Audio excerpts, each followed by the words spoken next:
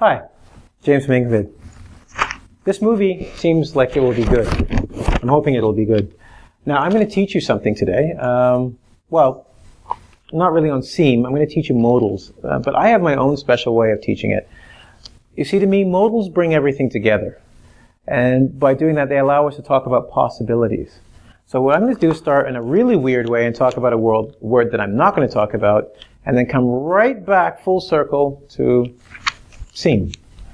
Seam. This word in English is a very powerful word because it allows us to look at something without saying it's actual. Now, a lot of other verbs, like the verb to be and the verb to do, they're actual. You are doing this. He is this. There's no 50, 20, or 40%. It is the way it is. So we use other words, and we call these words modals because they allow us to talk about the possibility of how something might look without saying it's like that. Like, I think you could go to the washroom. I think you could.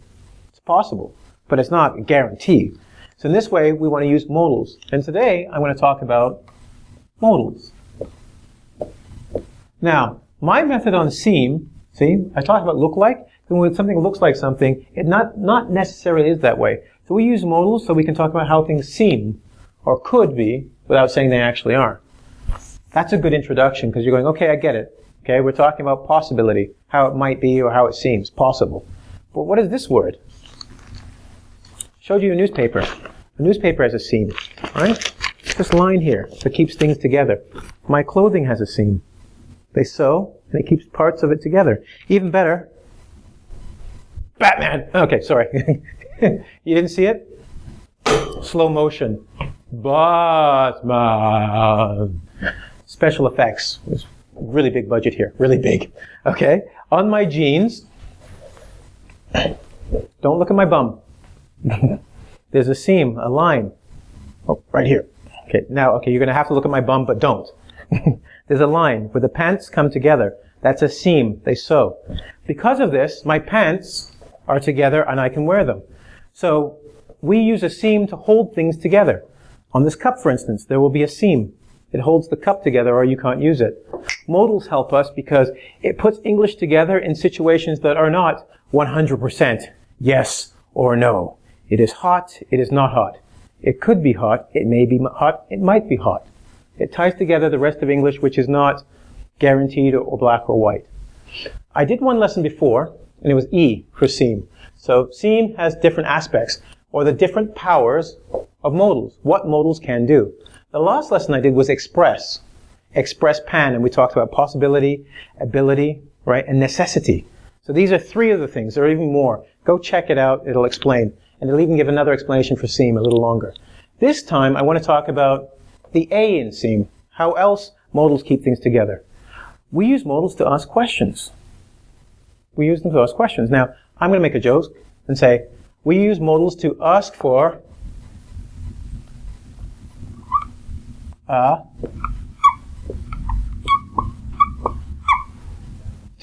pass. Or, as you Americans say, for a pass. When you get a pass, it allows you to do things, right? In Canada, we have what's called a Metro pass.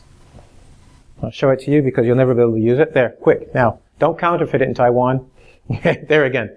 Now, I take this, I give it to a person on the bus, and he allows me to travel. Right? Kind of cool, right? It gives me this ability. Well, when we ask for a pass in the seam method, what it gives me is, number one, I can ask for, the A stands for assistance, which is help. Right? A pass allows you to go place. If someone assists you, it helps you with help. The P stands for permission. Right? If you have permission, you have a pass to do something. Right? Now, what modals do we use when we ask for a pass, when we ask for permission, and when we ask for assistance? You like that? See? Check pan. I did that there too. Right? Cool. An acronym. We use acronyms to make you remember. Okay? So, what modals would we use for permission? Well, my teachers used to have a joke. Okay? So let's start with permission. And it has to do with the washroom. Okay? Ezekiel right now. Where's Ezekiel? Okay. Can't do a class without Ezekiel. Or for you guys, Mr. E. He just dropped his cigarette. Because he remembers the old school days. It was terrible. See, he's not happy. He's like, oh God, not that again. Teachers, when I was younger, they used to have this sense of humor. You'd go, teacher, can I go to the washroom? Because you wanted permission to go to the washroom. And the teacher would be very smart and go, you can go to the washroom, but I don't know if you're allowed to. And of course, you're 5 years old going, oh, why? And then you'd have to learn this other permission word. And the other permission word would be this. May. They would go, young man, you have to say, may I go to the washroom? And you go, oh, it's too late. We need a mop. I have to clean now. May I get a mop? All right, so they use can and may, and I've showed you both. Can is ability. So when someone says for asking permission, they usually know they have the ability to do it, but they're asking for permission to do it. So I know if you looked at pan, you'll find that it's in there, right? For ability. But we also say, can I do something? And I'm saying, are you going to permit me to do this, right? Right? The next one is may. Now, may is actually more polite. That's the very formal way of speaking. May I go to the washroom? So you might say that in, a situation where there's a power difference. May I? And not just the washroom. Good example is marker, right? You don't know me. You need a marker to write down somebody's name. We're on the street. You would probably go, hey, may I borrow your marker for a second? Because can is a little casual. Casual is between friends and people you're somewhat acquainted with. By somewhat, I mean you have some knowledge of. They're not the first time you've seen them. Maybe you're in an office together. You say, hi, Fred. Hi, Barney, on a regular basis, right? Bronto Burger? Sure.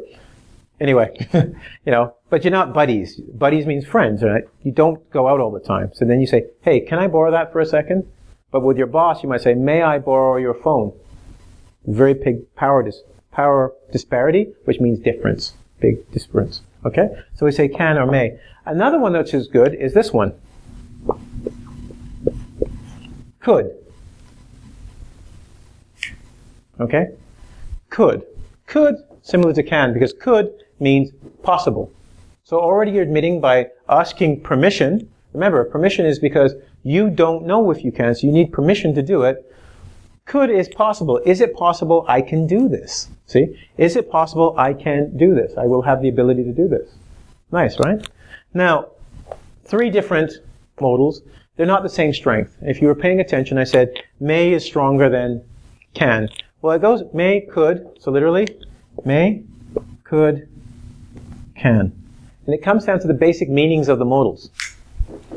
May I is because you don't believe it's going to go in your favor. You're like, boss has more power than I, so it's like a 70-30 relationship or all the way to 90-10 relationship. Okay? Maybe you don't even know them at all, so it's 0-100. So you say may because you want to say, look, I'm being very polite because I know I don't know you, and this may be a big thing for you. Could, when you do know someone and you want to be polite, because you don't want to say may I, like go to McDonald's in Canada and go, may I have a hamburger? And may I also have a chocolate shake? They go, may you get out the door? Okay, that's the other thing. When we say may, we say I and we, right? We don't say you or they, because what we're referring to is ourselves and we're asking for permission. So may is interesting because we can use it in certain quarters but not others. Well, we say can for the other ones, okay? So may is for when you don't know someone at all. Now could. Could is work situation, school situation, family talking to your mom and dad. You want to borrow the car? Dad, can I borrow the car tonight? Not may I borrow the car. You say may, they're like, young man, have you been smoking drugs and are they in my car? Right? But if you say could, it's like, Dad, I respect you. I have respect for you, but we know each other, so let's be a little less formal and could I borrow the car? Sure. Right? So this is when you start going, you're 70-30. 70-30. It's more like a 60, maybe 50-50 position. Okay? Hey, can I borrow that pen? You're casual, right? You're at a friend's house. Of course, you're over 19 if you're in Canada. He's got a beer. You're watching the game. Hey, can I have a beer? Right? You don't need to be, could I have a beer? Your friend will go, no, because I don't even know you. Who are you? You just said by saying could and may, we don't know each other. Right? Can I borrow that for a second? It's casual. Right? Please do not say give that to me or gimme. No gimme. We'll talk about that another time. No gimmies, okay? Give me that. Caveman. Right? Okay? So here we've looked at, for permission, we're going to use, and this is pass, right? See our pass? Ask for permission. Can I borrow your phone? Right? May I borrow? Very formal. Think about the bank. You need money for a loan. May I borrow $1 billion? Please. Okay?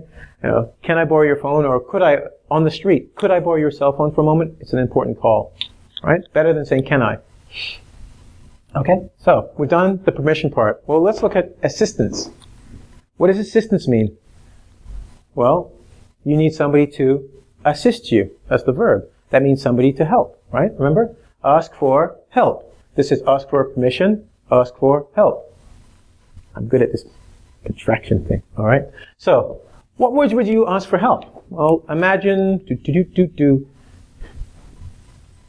You could actually use may up here. It's quite funny, actually. Imagine you're at the airport, and they come up to, actually, no. Oh, there's a brilliant place in Canada called Holt Renfrew. And if you ever go there, when they open, there's a guy with his hat. I can't remember his name. Nice guy. He'll open the door for you and say, may I help you? Okay? He's offering assistance. That's different. Okay, right?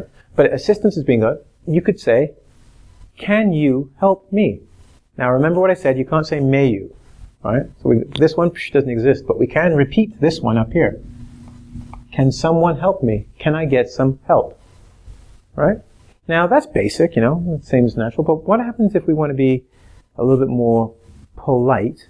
And do you remember we talked about could, and we said could deals with possibility? Well, if you're not too sure, maybe you're in the wrong environment, right? Or you don't know if the people here can possibly help you, you would say this. Could. Could you help me? Right?